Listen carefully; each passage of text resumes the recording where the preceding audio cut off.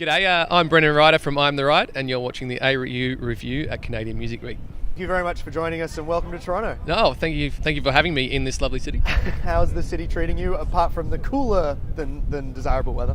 You know what, the city itself is lovely. It's much like home, but the cooler weather, that was a bit of a shock, especially leaving Melbourne when it was a little bit hotter than this. Just a little bit. A little bit hotter. Just a little bit. So, music-wise, have you gotten to see many bands? Have you had any performances yet? I had one performance last night at the Central, which was terrific. It was a bit eerie. You walked in, you set up, there was nobody there. You're kind of like, oh, what have I got myself into? I didn't travel all this way to play to nobody. Played the first chord, the whole place filled up. It was great. So the Central up in near Koreatown, I think it is, somewhere up there. So that was fun. But the night before, I travelled.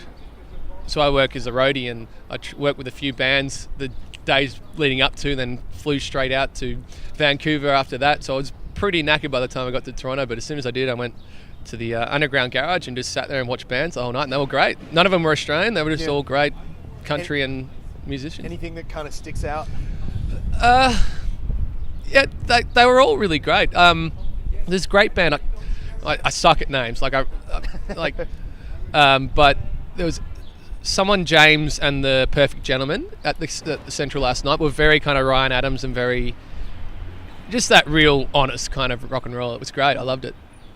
So you're here at Canadian Music Week. You've got some music to promote. I guess let us in on what you're promoting at the moment. You want me to do the plug? That's it. Do the plug, yeah. Well, the plug is actually on Friday of last week we released our album Hearts at the Ding Dong Lounge in Melbourne, which was great. We had a couple of hundred people there, all there shouting some words back to us, which was nice to hear. It's never really happened before, but so we did that, and so that's on iTunes and all that, all the common places that it's at. So that's Hearts is the name of the album.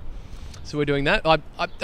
We've just been, as you know, we've just been hanging out with a few the Sounds Australian stuff. The guys are doing great stuff, but everybody else in there had business cards and download codes and everything, and I'm just feeling a little bit superfluous now that I probably should have done some work rather than just come and talk to some lovely folk.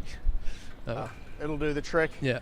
I mean, let's talk about the album though. Let's go back to where it started. Where did you record it? Who did you work with? Tell me a little bit about the process behind the record. Well, it was the culmination of about 2 or 3 years' work. We'd been doing this album for writing and recording and all this sort of stuff. It was done at the Bass Recording Studios in South Melbourne. Yep. With a bloke called Phil Trelthal, who's done 360, Jimmy Barnes, all the big names you can think of. He's worked with, or he knows so much about the industry, and he's a really good guy. So he produced a majority of the album. But we also had some great guest vocalists on it, like not vocalists, musicians. Like we had a few members of the Melbourne Symphony Orchestra come and play some strings, and we had some. Oh, wow. Yeah, so that was fun. And a gentleman by the name of Rick Steff from a band called Lucero from Memphis played a bit of organ and piano, accordion, and we were really lucky in that sense. Just sent emails to people while they were on tour, and they came down and they actually said yes. Like, we're kind of like this to you guys, and you just said yes. Awesome.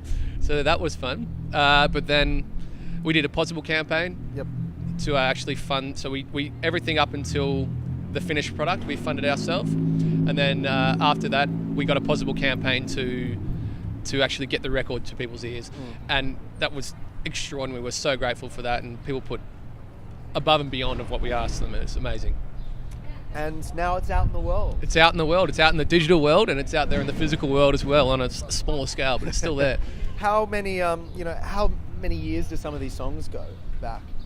Well, I reckon some of them started. The oldest song actually was when we had called 4 Sheets, and that was a spontaneous song that took us 5 minutes to make, and it was with our old guitarist Tommy who was a crazy Italian who we love very, very, very much.